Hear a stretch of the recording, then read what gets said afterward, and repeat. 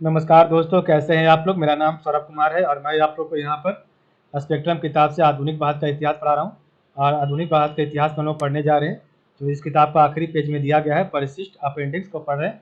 तो आज हम लोग चैप्टर नंबर 3 पढ़ेंगे और चैप्टर नंबर 3 का पार्ट 2 पढ़ेंगे। ठीक है, तो आपका जो भी भारत में संवैधानिक विकास की प्रक्रिया पर एक नज़र था, ये आपका चैप्टर नंबर 3 था। इसका पार्ट नंबर 2 पढ़ेंगे। इससे पहले हम लोग ने regulating act, Pitt's India act आपका जितना भी पढ़ चुका था। आज हम यहाँ से स्टार्ट करेंगे सेकंड पार्ट 1858 का अधिनियम से। ठीक है, तो भारत का 1858 का अधिनियम में क्या क्या है।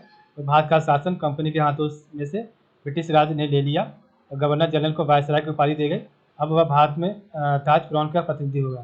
तो भारत का शासन कंपनी के हाथों में से ब्रिटिश ताज ने लिया, गवर्नर जनरल को वायसराय की उपाधि दी गई। अब वह भारत में ताज क्राउन का प्रतिनिधि होगा।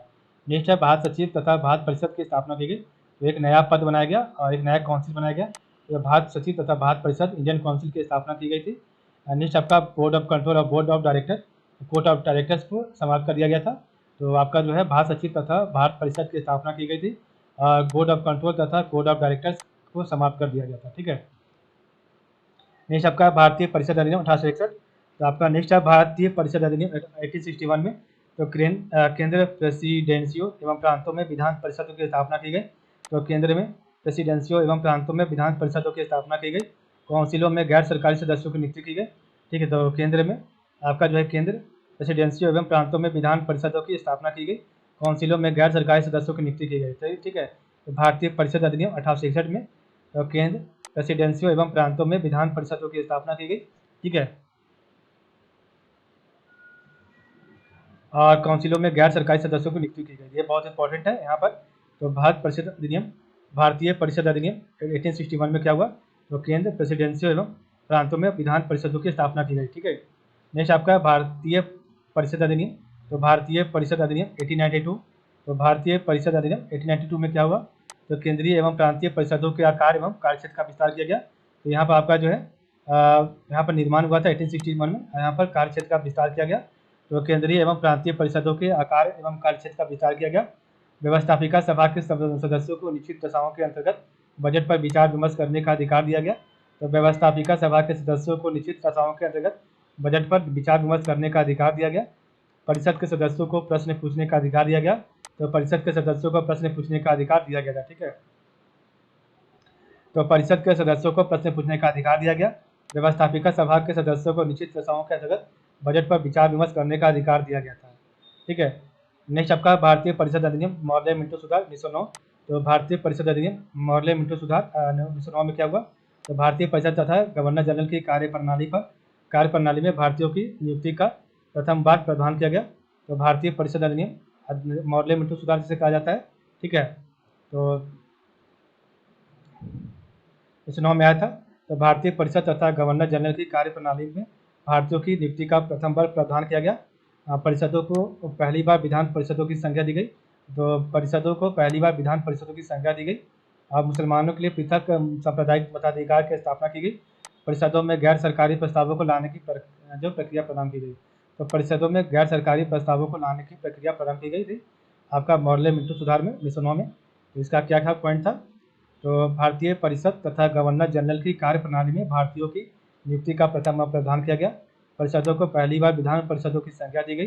मुसलमानों के लिए पृथक सांप्रदायिक मताधिकार की स्थापना की गई। परिषदों में गैर सरकारी प्रस्तावों को लाने का प्रक्रिया प्रारंभ की गई। नेक्स्ट आपका भारत सरकार अधिनियम। तो भारत सरकार अधिनियम आपका मॉन्टेग्यू चेम्सफोर्ड सुधार। तो भारत सरकार अधिनियम आपका जो है अधिनियम मॉन्टेग्यू चेम्सफोर्ड सुधार। ठीक है, 1919 में। ठीक है, तो भारत सरकार अधिनियम मॉन्टेग्यू चेम्सफोर्ड सुधार 1919 में आया था। तो प्रांतों में द्वैध शासन व्यवस्था। तो प्रांतों में द्वैध शासन व्यवस्था, प्रांतों के ऊपर केंद्रीय नियंत्रण में कुछ ढीलापन दिया गया। केंद्रीय व्यवस्थापिका को 2 सदनों में विभक्त कर दिया गया और भारतीय विधानसभा तथा भारतीय राज्य परिषद बनाया गया। तो प्रांतों में द्वैध शासन व्यवस्था। तो ठीक है, प्रांतों में द्वैध शासन व्यवस्था, प्रांतों के ऊपर केंद्रीय नियंत्रण में कुछ ढीलापन, केंद्रीय व्यवस्थापिका को 2 सदनों में विभक्त कर दिया गया, भारतीय विधान परिषद तथा भारतीय राज्य परिषद। ठीक है, प्रांतीय व्यवस्थापिका के सदस्यों की संख्या में वृद्धि कर दी गई। तो प्रांतीय व्यवस्थापिका के सदस्यों की संख्या में वृद्धि कर दी गई। सिखों, आंग्ल भारतीयों, ईसाइयों एवं यूरोपियों को भी पृथक प्रतिनिधित्व प्रदान किया गया। तो प्रांतीय व्यवस्थापिका के सदस्यों की संख्या में वृद्धि कर दी गई। सिखों, आंग्ल भारतीयों, ईसाइयों एवं यूरोपियों को भी पृथक प्रतिनिधित्व प्रदान किया गया था। ठीक है, तो यह था आपका भारत सरकार अधिनियम मॉन्टेग्यू चेम्बर सुधार। तो प्रांतों में द्वैध शासन व्यवस्था, प्रांतों के ऊपर केंद्रीय नियंत्रण में कुछ ढीलापन, केंद्रीय व्यवस्थापिका को 2 सदनों में विभक्त कर दिया गया, भारतीय विधानसभा तथा भारतीय राज्य परिषद। प्रांतीय व्यवस्थापिका के सदस्यों की संख्या में वृद्धि, सिखों, आंग्ल भारतीयों, ईसाइयों एवं यूरोपियों को भी पृथक प्रतिनिधित्व प्रदान किया गया था। नेक्स्ट आपका है भारत सरकार अधिनियम 1935। तो भारत सरकार अधिनियम 1935 में क्या था मेन प्रावधान जो इंपॉर्टेंट है यहाँ पर लिखा हुआ है। तो भारतीय संघ की स्थापना एवं प्रांतों को स्वशासन का अधिकार दिया गया। तो भारतीय संघ की स्थापना की गई थी और प्रांतों को स्वशासन का अधिकार दिया गया था। शासन के संपूर्ण विषयों को 3 भागों में बांटा गया, संघीय, प्रांतीय एवं समवर्ती में बांट दिया गया। तो शासन के संपूर्ण विषयों को 3 भागों में, संघीय, सेंट्रल, प्रांतीय, ठीक है, आपका स्टेट, और आपका जो है समवर्ती कंकरेंट में बांटा गया। संघ सरकार के लिए द्वैध शासन की व्यवस्था थी, तो संघ सरकार के लिए द्वैध शासन की व्यवस्था की गई और संघीय न्यायालय एवं केंद्रीय बैंक की स्थापना की गई। तो संघीय न्यायालय एवं केंद्रीय बैंक की स्थापना की गई भारत सरकार अधिनियम 1935 के तहत। ठीक है, तो भारत सरकार अधिनियम 1935, तो भारतीय संघ की स्थापना एवं प्रांतों को स्वशासन का अधिकार दिया गया। शासन के संपूर्ण विषयों को 3 भागों में, संघीय, प्रांतीय एवं समवर्ती में बांट दिया गया। संघ सरकार के लिए द्वैध शासन की व्यवस्था और संघीय न्यायालय एवं केंद्रीय बैंक की स्थापना की गई। भारतीय स्वतंत्रता अधिनियम, तो आपका जो है भारतीय स्वतंत्रता अधिनियम क्या था 1947 में। तो ब्रिटिश संसद की उत्तरदायित्व एवं ब्रिटिश संसद की उत्तरदायित्वता एवं प्रभुसत्ता की समाप्ति। तो ब्रिटिश संसद की उत्तरदायित्वता एवं प्रभुसत्ता की समाप्ति की गई थी। डोमिनियन व्यवस्थापिकाओं संप्रभुता संपन्न बनी गई। गवर्नर जनरल एवं प्रांतीय गवर्नर संवैधानिक प्रमुख बन गए। ब्रिटिश सम्राट की देशी राज्यों से सर्वोच्च सत्ता समाप्त कर दी गई। 15 अगस्त 1947 को भारत का विभाजन करके भारत और पाकिस्तान नामक 2 स्वतंत्र राज्यों का निर्माण का प्रावधान किया गया। ब्रिटिश सम्राट की भारत सम्राट की उपाधि समाप्त कर दी गई। ठीक है, तो भारतीय स्वतंत्रता अधिनियम 1947, तो ब्रिटिश संसद की उत्तरदायित्व एवं प्रभुसत्ता की समाप्ति। डोमिनियन व्यवस्थापिकाओं संप्रभुता संपन्न बन गई। ठीक है, डोमिनियन व्यवस्थापिकाओं संप्रभुता संपन्न बन गई। ठीक है, और गवर्नर जनरल एवं प्रांतीय गवर्नर संवैधानिक प्रमुख बन गए। तो गवर्नर जनरल एवं प्रांतीय गवर्नर संवैधानिक प्रमुख बन गए और ब्रिटिश सम्राट की देशी राज्यों में सर्वोच्च सत्ता समाप्त हो गई।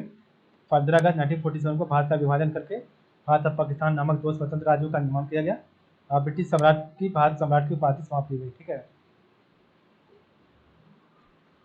इस प्रकार हमने पढ़ा आपका जो है जितना भी आपका अधिनियम वगैरह था। ठीक है, तो इसको समाप्त किया। तो आज के लिए बस इतना ही। आप लोग का बहुत बहुत धन्यवाद।